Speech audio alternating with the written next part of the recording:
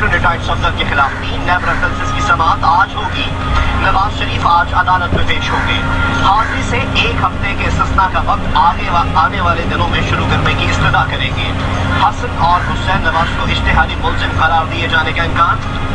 میاں نواز شریف کچھ دیر میں لاہور سے اسلام آباد پہنچیں گے۔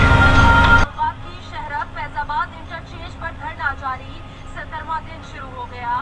شہریوں کو دفاتر اور کام پر جانے میں پریشانی کا سامنا۔ سپریم کورٹ نے بھی نوٹس دے دیا، کہا یہ کون سا اسلام ہے جو کہتا ہے کہ راستے بند کر دیں، حکومت سے 23 نومبر کو جواب طلب۔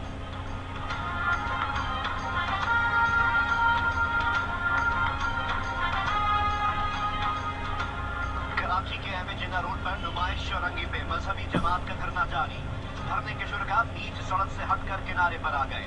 گرو مندر سے نمائش آنے والی سڑک ٹریفک کے لیے کھول دی گئی، لگائی گئی رکاوٹیں ہٹا دی گئی۔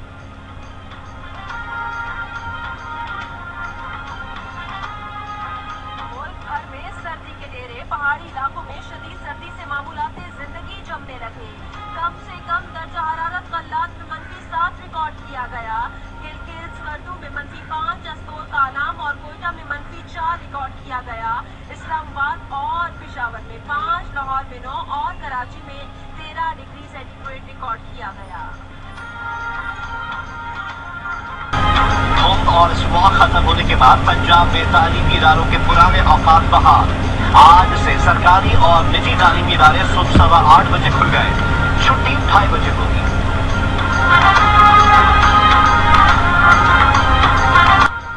موسم سرد ہوتے ہی ملک بھر میں رضائیوں کی مانگ میں اضافہ، لکڑیوں کا کاروبار چمک اٹھا۔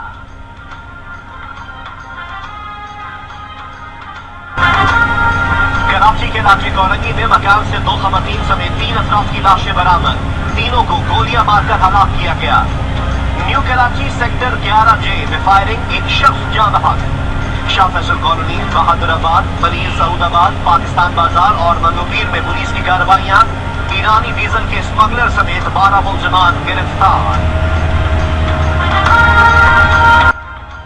لاہور پولیس کی کارروائی، سوشل میڈیا پر مسائل کا حل بتا کر شہریوں کو لوٹنے والے 2 جعلی پیر گرفتار، بھاری رقم اور اسلحہ برآمد۔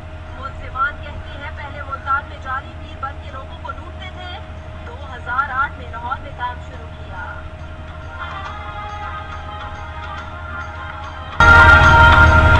ڈیرہ غازی خان کے تحصیل ہیڈ کوارٹر اسپتال توسا کے باہر خاتون نے فرش پر بچے کو جنم دیا، طبی امداد نہ ملنے پر نومولود جاں بحق۔